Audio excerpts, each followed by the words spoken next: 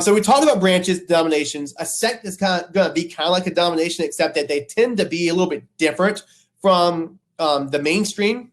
All right, relatively small group that's broken away from an established denomination. That's what we mean by that. When we look at, we've already talked about that. This one here is a map that shows the regions of Europe that practice different branches of Christianity. So you've got your Catholicism in the south. You've got your Protestantism in the north, and your Eastern Orthodox over here on the eastern side and going into Russia. What's the green, y'all? Somebody tell me what the green is in the comments. This is Islam. The green is Islam, right? Yeah, the part I don't really expect you guys to be able to read this map, but yeah, I want y'all to be able to look at the colors and make associations with the relative location and what religion it is. And we already know that the headquarters of the Catholic Church is going to be Italy. Well, it's going to be Rome in Italy. That's where the Pope lives, in Vatican City, which is a small little microstate within, just outside of Rome. All right, so distance decay. The further away you get from something, the less that phenomenon is going to occur. Well, most Catholics, even after the Protestant Reformation, remained close to Rome, which is why the majority of Southern and Western Europe is going to be Catholic. Now, this here is Germany. All right, Martin Luther in the 1500s is from the German state of Wittenberg. All right, and he started the Protestant Reformation. It began in Germany. People that were in the northern part of Europe, in Germany, in Britain because of Henry VIII, and in Scandinavia, they are Protestant. And then because of migration, many of your Protestants moved to North America, okay, during exploration. Your Catholics, because of Spain and Portugal, moved to South America and Central America, which is why Catholicism predominates there. This map here is showing you a spatial distribution of the Church of Christianity in the United States. And notice that you got your denominations, your Baptist denomination in the South, in the Bible Belt. Okay, this is where I'm from. There are tons of Methodist and tons of Lutheran churches as well, at least in South Carolina. You see them all over the place. But about 50% of these people are going to practice Baptist faith. Okay, you've got a lot of Lutheran churches up here. These guys are of German descent, a lot of German migrants. You've got your, what's this kind of a gray color over here? It says the Latter-day Saints. The Latter-day Saints. That's the Mormons, y'all. Okay? So Mormons, they are like Christians. They believe in a separate book of the Bible called the Book of Mormon. Okay? Mainstream Christians don't accept them as a part of Christianity because of that, all right? But they're close enough culturally that they make it on this map as a branch of Christianity.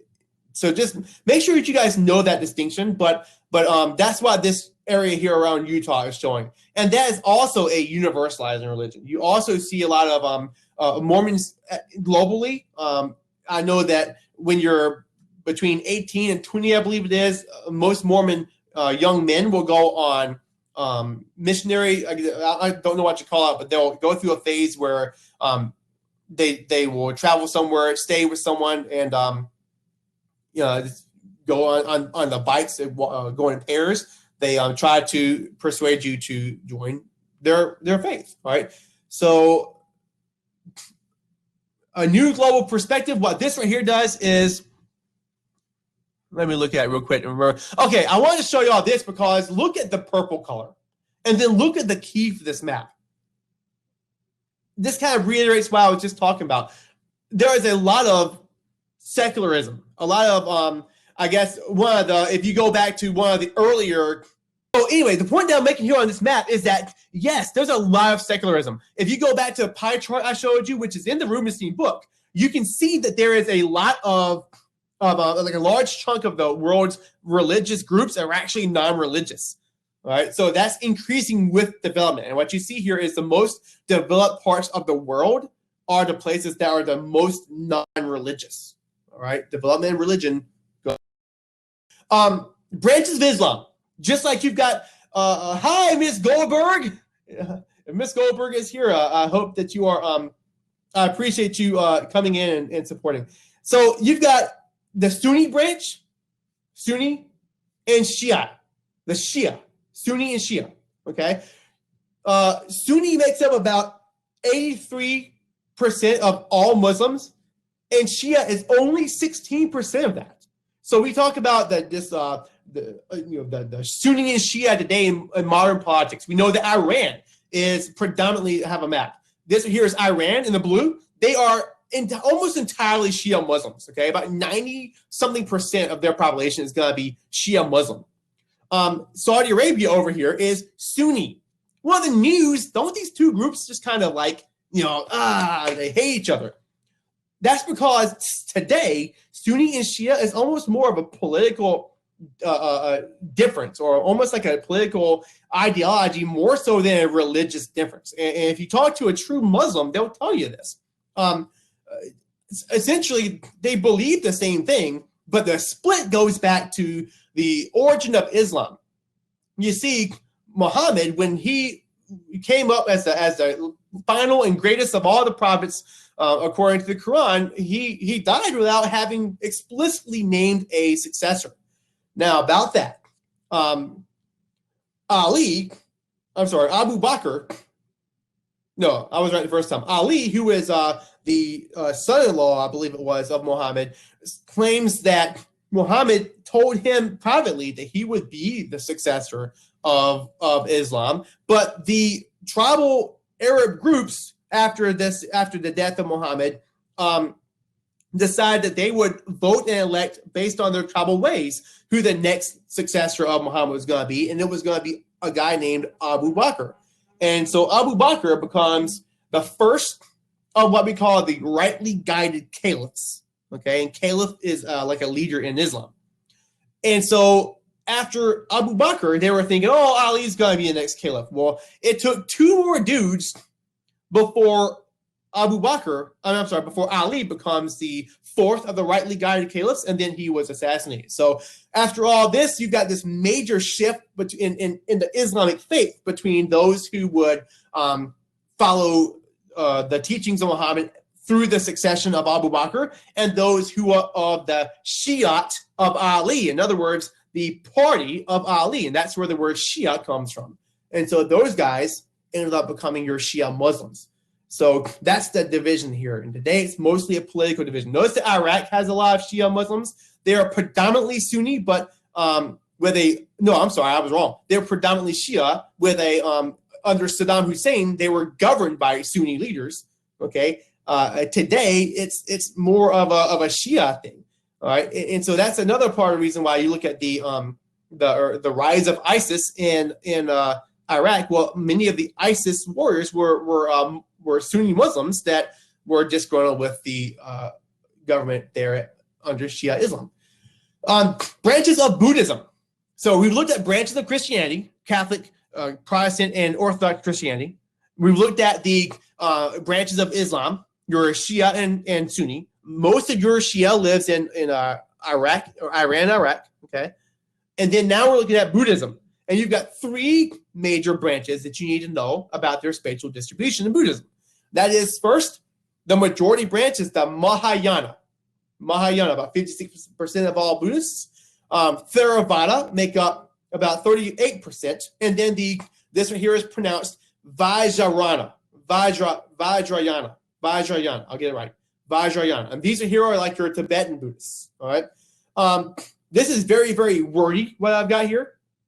And more or less what it's showing you is that your spatial distribution, okay, in places, now again, we know that China is predominantly agnostic or non-religious, all right? There's also a large number of people who practice indigenous Chinese religions like Taoism, but Buddhism spread in China, okay? So you've got your Chinese, your Koreans, who are also predominantly agnostic and secular, and then Japan. Also, all these are going to practice a form of Mahayana Buddhism. Okay, and that's the yellow, Mahayana Buddhism. Your Southeast Asian countries, Burma, Laos, Thailand, Cambodia, they're going to predominantly practice Theravada, all right, which is like a more